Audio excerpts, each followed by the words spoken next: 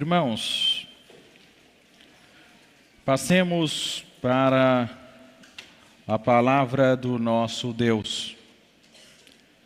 A palavra que é viva e eficaz. A palavra que é mais eficaz que uma espada de dois gumes que penetra o coração e vai até a divisão da alma e é apta para discernir os pensamentos e as coisas do coração. Gostaria de poder contar com a gentil e redobrada atenção dos irmãos, sua reverência, o entendimento necessário de que nós estamos no local sagrado.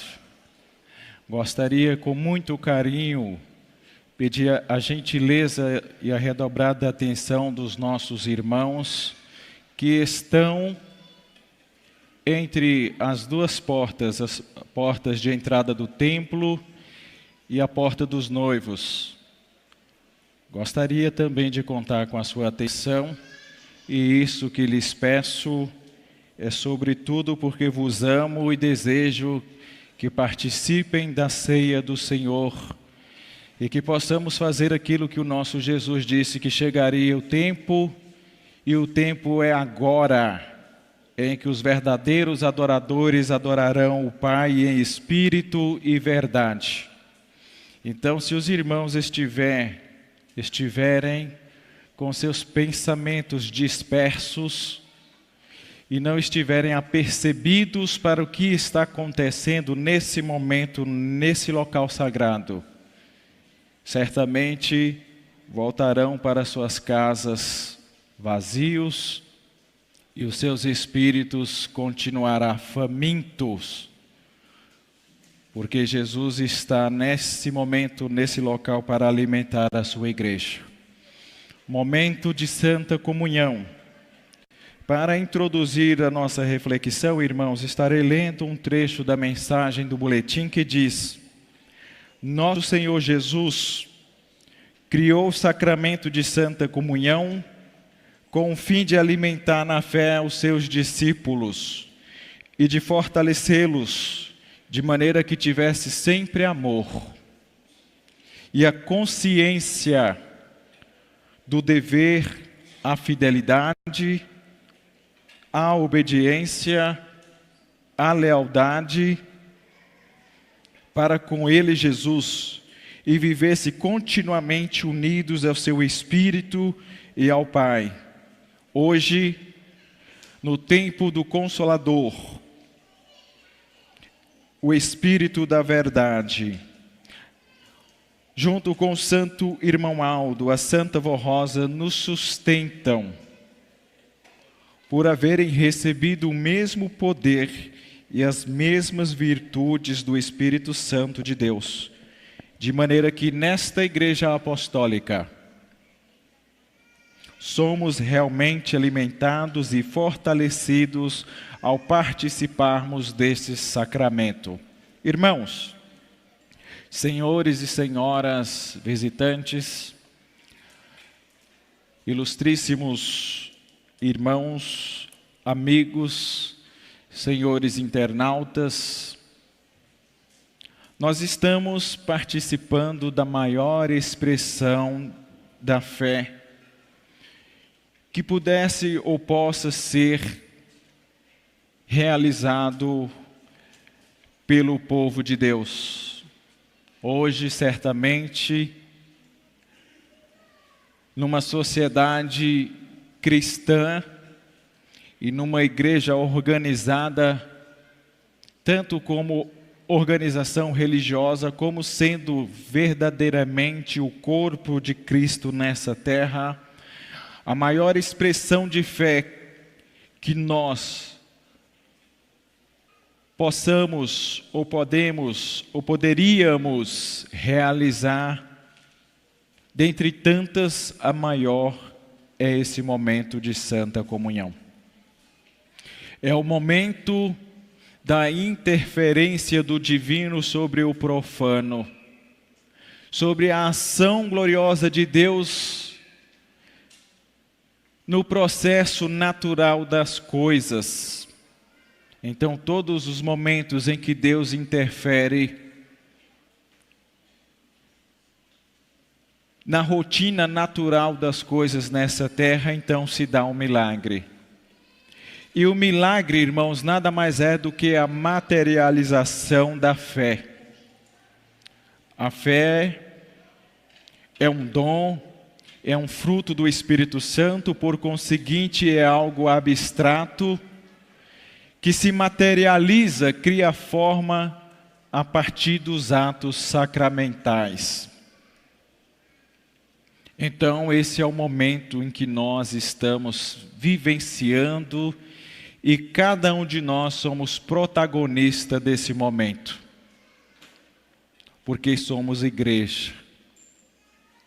E para ser igreja, irmãos, precisa estar em comum acordo. E precisa estar em uma união comum. E essa comunhão em que estamos vivenciando, irmãos, a palavra santa diferencia de outras comunhões.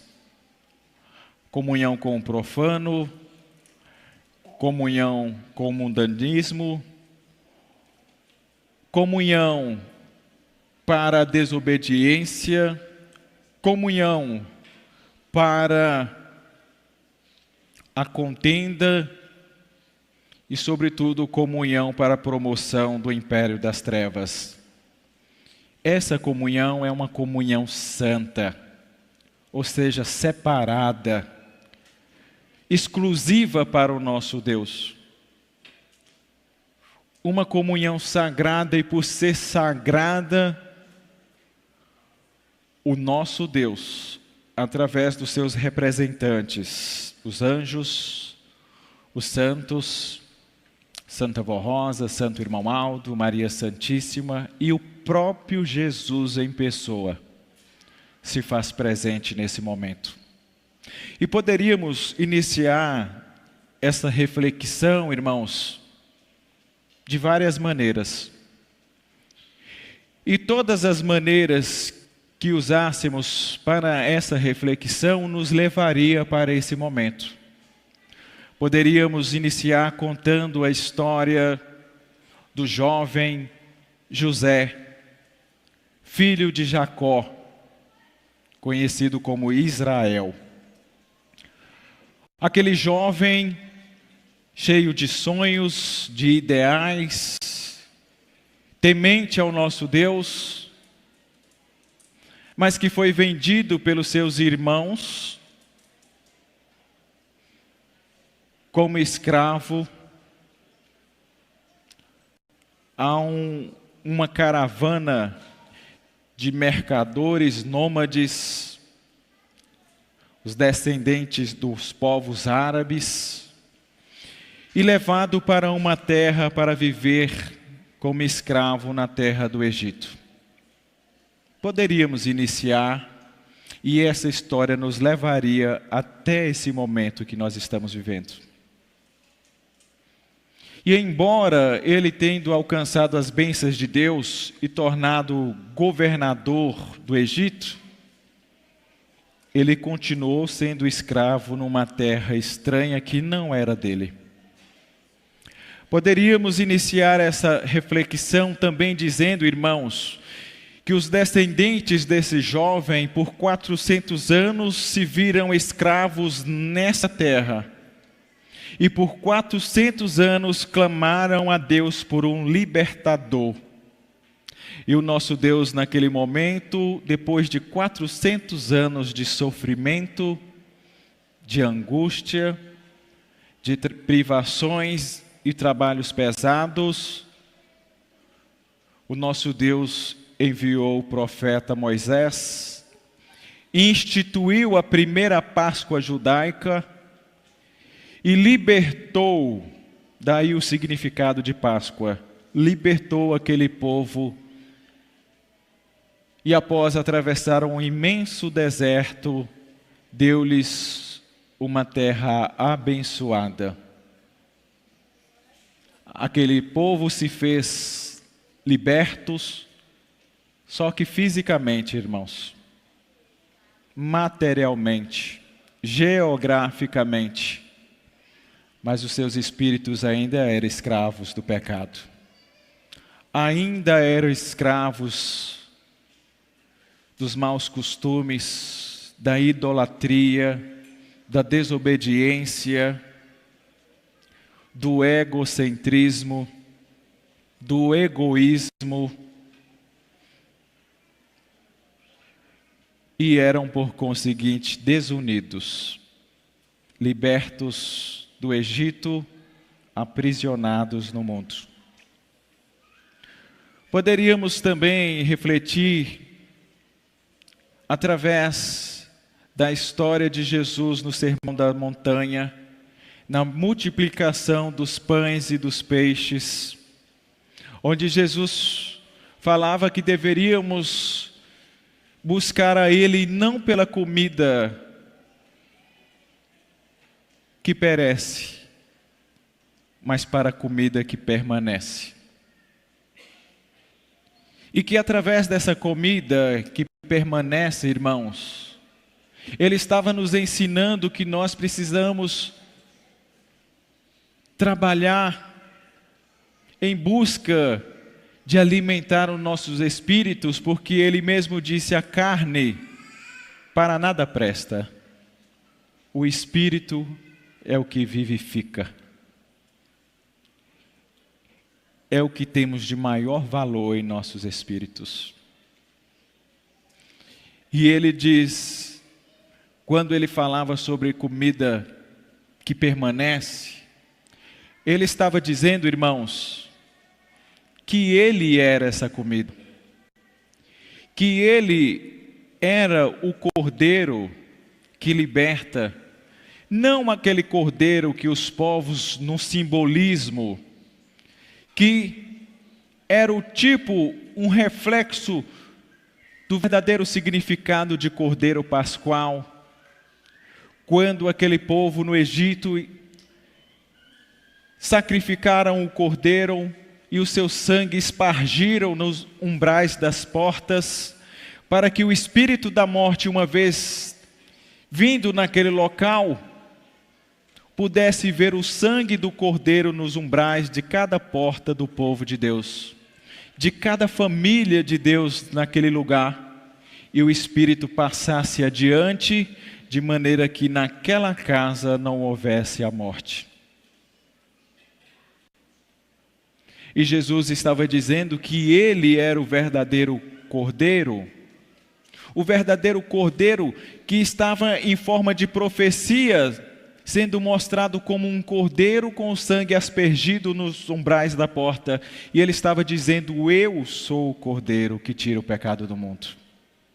E nas palavras do profeta São João Batista, ele disse: olha aí, eis o Cordeiro de Deus que tira o pecado do mundo. E poderíamos dizer hoje, irmãos, eis o Cordeiro de Deus que tira o pecado do mundo presente na Igreja Apostólica, nesse momento, nessa reunião. E ele estava dizendo, irmãos, ensinando, dizendo: olha, o pão vivo não é o maná que os seus pais comeram no deserto. Porque aquelas pessoas estavam dizendo: você não é maior do que Moisés, porque Moisés nos deu o maná dos céus. E Jesus estava dizendo: não, Moisés não deu o verdadeiro alimento dos céus, porque eu sou o pão vivo que desceu dos céus, e aquele que de mim se alimenta, por mim viverá. Aquele que não comer da minha carne e não beber do meu sangue, esse não tem vida em si mesmo. E eu vim para que tenham vida e a tenham em abundância.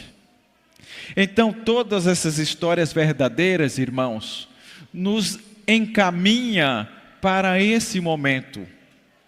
E todos os caminhos que trilharmos nessa reflexão, irmãos, nos levará para esse momento. Mas eu quero refletir com os irmãos a respeito dos 2 discípulos no caminho de Emaús.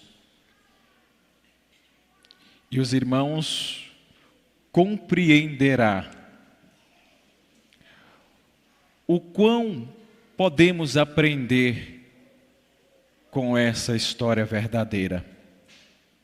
Emaús era um povoado que se distanciavam mais ou menos 12 quilômetros de Jerusalém. E lá, nesse povoado, existiam 2 homens que eram discípulos de Jesus. Eles abandonaram tudo, largaram suas casas, seus afazeres e seguiram o Mestre.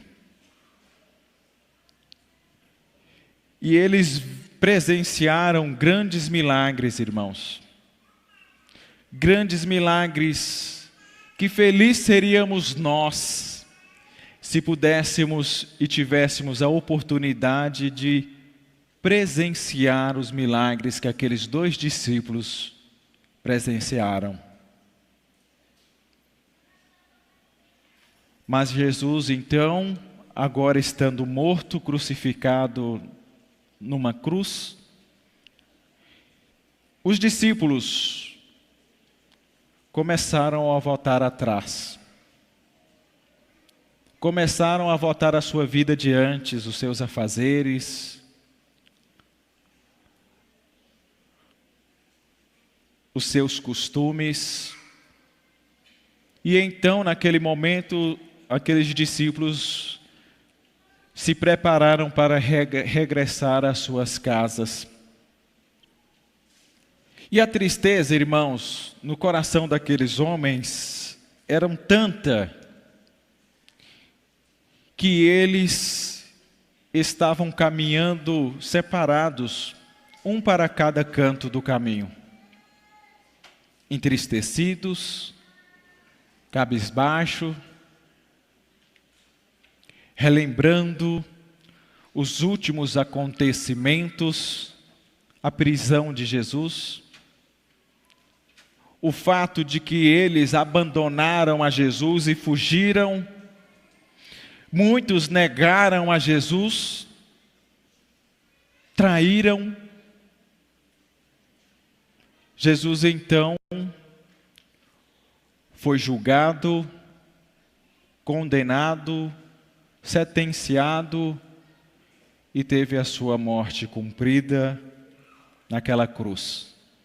E os discípulos então estavam retornando para suas casas, tristes, desanimados. E parecia que aquele caminho não tinha mais fim, devido à tristeza e o estado de ânimo que aqueles discípulos estavam. Só que à medida que eles estavam caminhando, irmãos, surge uma terceira personagem. Um terceiro homem começa a caminhar e então alcança aqueles 2. E aquele terceiro homem, para puxar a conversa, para iniciar um diálogo, pergunta: por que vocês estão andando tão tristes dessa maneira? Por que vocês estão andando tão desanimados nesse caminho, cabisbaixos, tristes? Então, aqueles homens disseram: só pode que você não é desse local, não é desse lugar. Provavelmente você é um estrangeiro e não está sabendo dos últimos acontecimentos. Então aquele homem pergunta: não sei, fala para mim. E aqueles discípulos começaram a falar: Jesus, um homem que realizou grandes milagres e sinais, curava enfermos, através da sua palavra paralíticos andavam, surdos ouviam, cegos viam. E as suas palavras eram palavras que realmente vinham de Deus para os nossos corações. E nos alegrava muito. E pensávamos que Ele estaria conosco para sempre. Mas Ele acabou de falecer. Ele acabou de ser crucificado.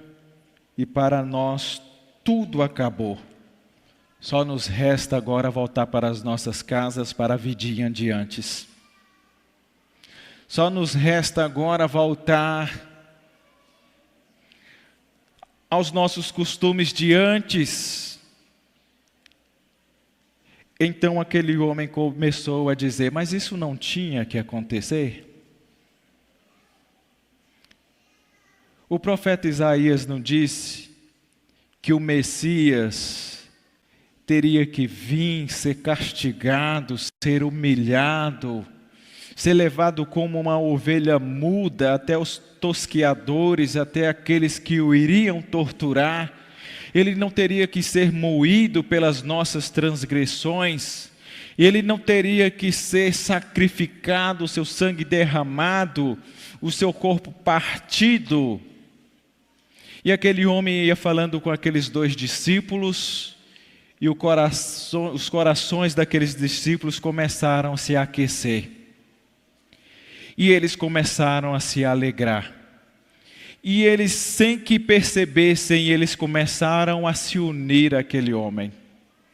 Eles começaram a ficar mais juntos naquele caminho, e eles iam conversando, se alegrando, e aquele homem ia abrindo as escrituras, falando a respeito das profecias, que aquilo haveria de acontecer. E quando aqueles homens menos esperaram, eles terminaram o caminho e chegaram até as suas casas.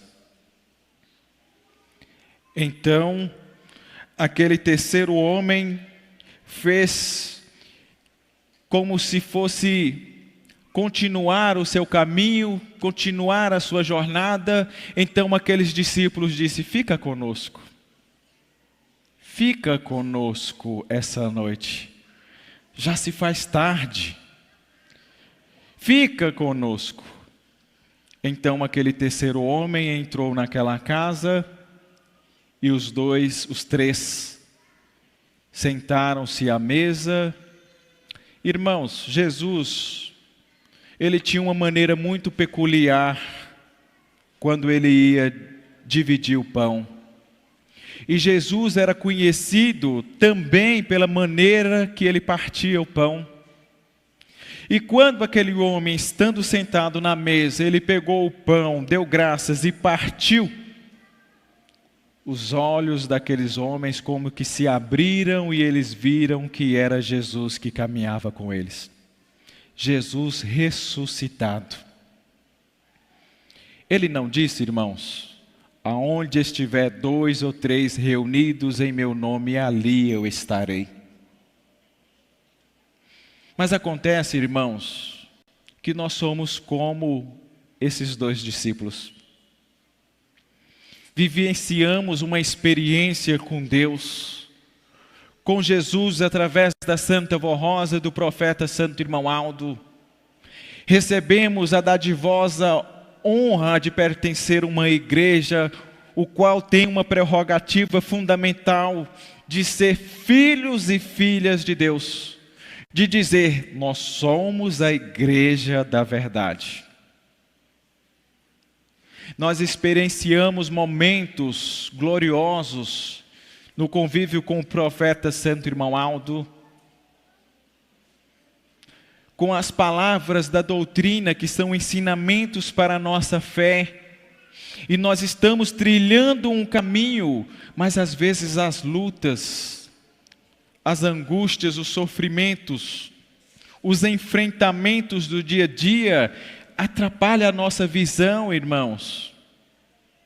Essa visão da fé do Espírito, e é como se nós estivéssemos caminhando sozinhos, e muitos caminham tropeçando, murmurando, queixosos, tristes, abatidos, cabisbaixo, querendo estacionar, querendo parar, querendo retroceder. E quanto mais estamos queixando, mais o caminho parece difícil e longo. Não sabendo nós, nesses momentos de lutas, de que Jesus ele disse: eu não te abandonarei, eu não vos deixarei órfão. Eis que estou convosco todos os dias, até a consumação dos séculos. E Ele tem estado conosco, irmãos. Ele tem estado conosco nesse caminho, e é bastante que tão somente possamos abrir os nossos corações para ouvir Jesus falando conosco. Através dos conselhos, das orientações, dos ensinos, da observância, da vigilância, que nada mais é do que a nossa consciência apostólica. Então, quando ouvirmos essa voz que fala aos nossos corações que ninguém é mais do que o nosso Jesus, então perceberemos que nós estamos caminhando com Ele. E nesse caminho, irmãos, nós somos como discípulos que vamos caminhando com Ele até chegar na casa. A casa é esta igreja apostólica. E já temos dito através dos nossos comportamentos, dos nossos louvores, dizendo: fica Jesus conosco. Já se faz tarde, irmãos. Já é momento de celebrarmos com amor, com entendimento, com reverência, com respeito, com fé, esse momento que é o momento nosso, é o momento da igreja, e o façamos com convicção de que é o corpo e o sangue do nosso amado Jesus. Fica conosco, Jesus. Ele então partirá o pão e transformará esse pão no seu corpo glorioso, na sua carne, aquele mesmo corpo torturado por você.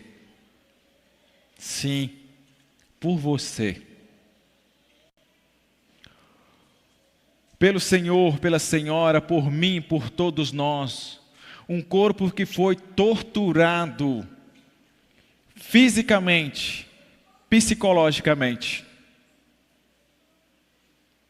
Um corpo moído, um sangue derramado, gota por gota, até a última gota.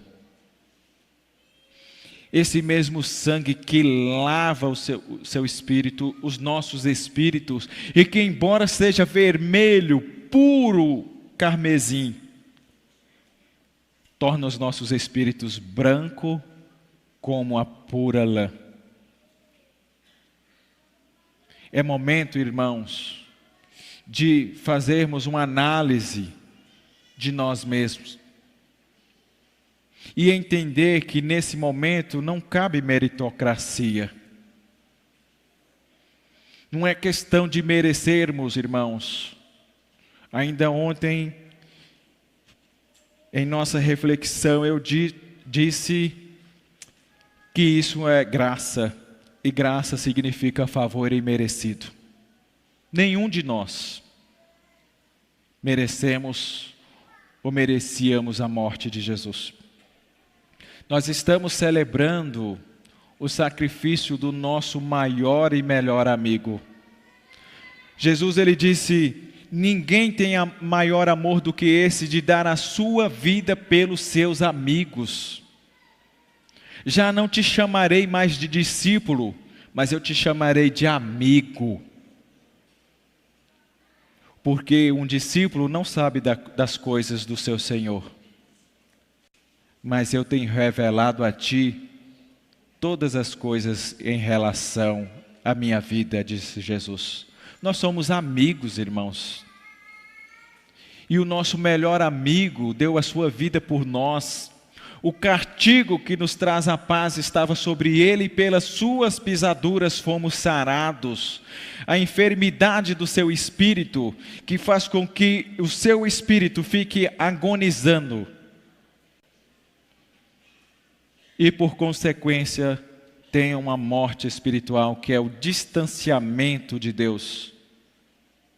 Este castigo que nos causava tanto prejuízo, o nosso Jesus levou sobre si.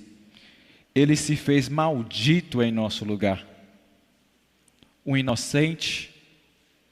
Existia uma profecia nas Escrituras que diz que maldito é todo aquele que fosse pendurado no madeiro.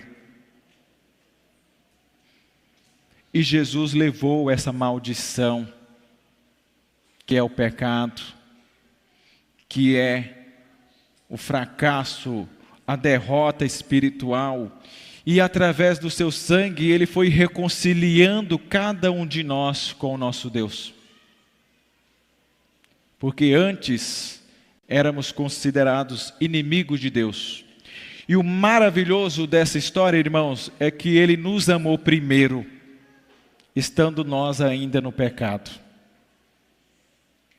É por isso que o apóstolo São Paulo, ele diz que devemos ter dignidade, embora não mereçamos, mas precisamos ser dignos e estarmos à altura daquilo que Jesus fez por nós. Ele deu a sua vida por nós, e o que Ele pede para cada um de nós, olha, irmãos, a singeleza do que Jesus pede para cada um de nós. Ele diz: façam em memória de mim. Ou seja, não esqueça de mim.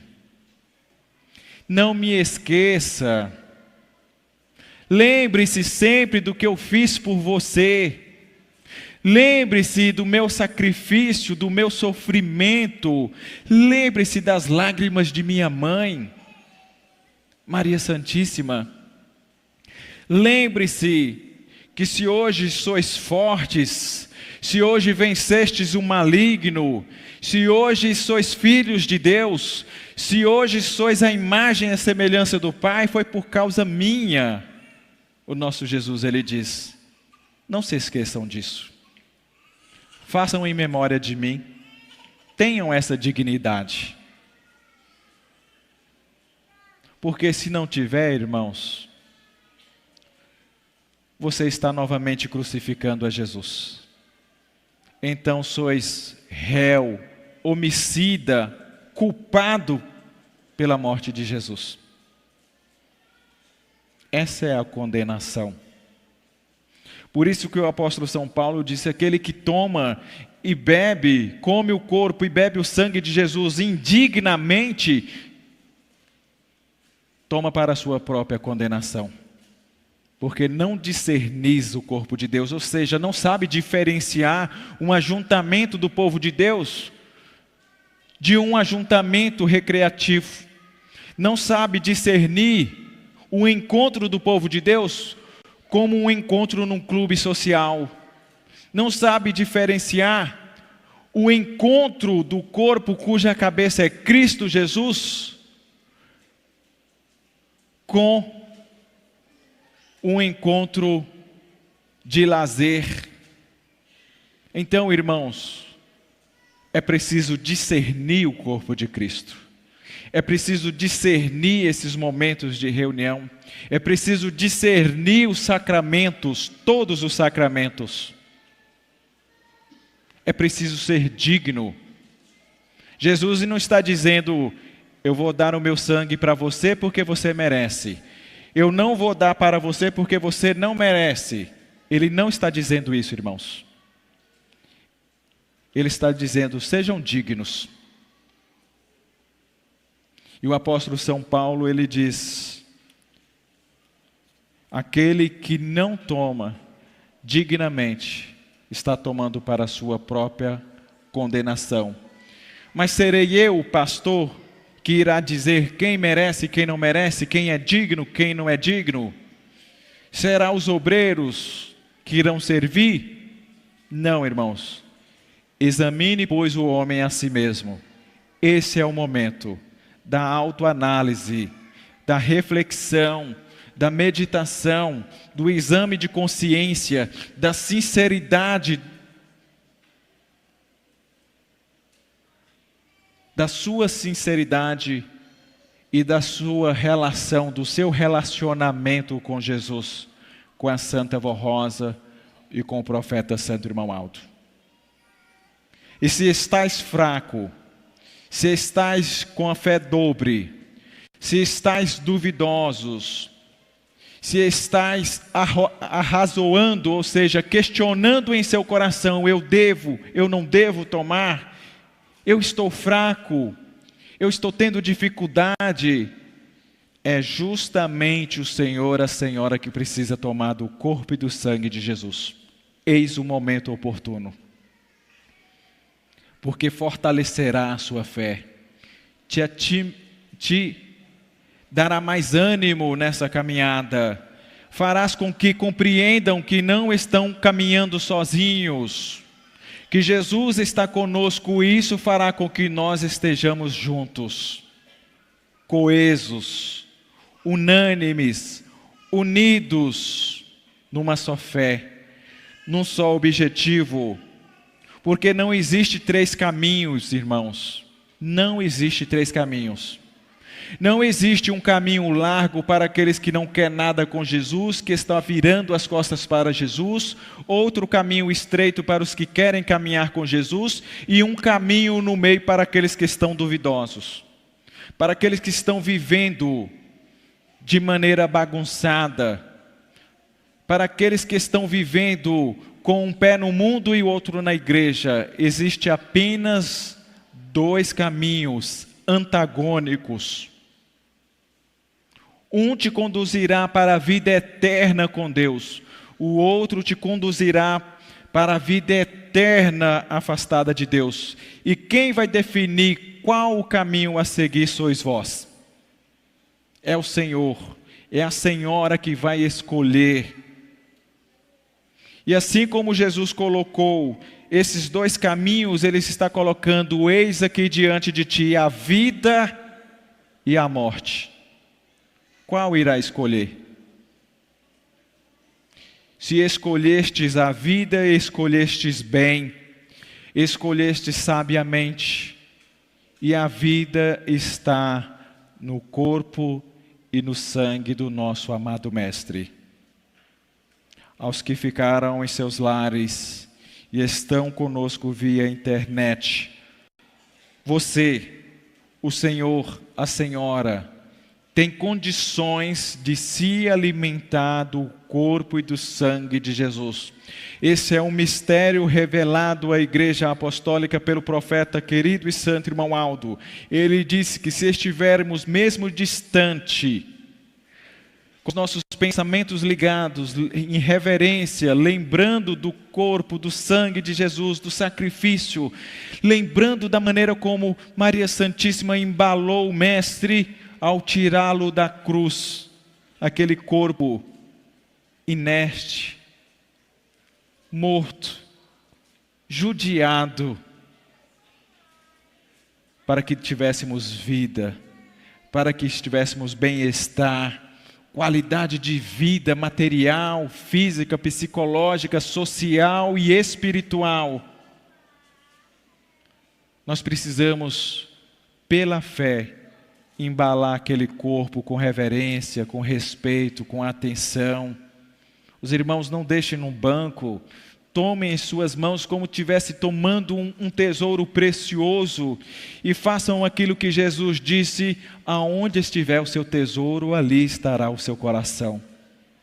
Então que os nossos corações estejam aplicados nesse corpo glorioso, nesse sangue puro, inocente, santo, glorificado, o qual tem poder para te curar e para te fazer feliz e te dar vida plena em abundante. Eu não disse que todas as palavras que escolhêssemos para fazer essa reflexão nos traria a esse momento. Então, eis diante da igreja a mesa posta. É uma mesa comum. Os elementos, as substâncias comum, mas logo após a oração se tornará uma santa mesa, com o corpo e o sangue do nosso amado Jesus. E isso é fé, irmãos. Quem tem fé, reconhece o corpo de Cristo. Quem não tem fé, então, creiam, a fé é o firme fundamento, é a certeza daquilo que esperamos e a prova daquilo que não conseguimos ver.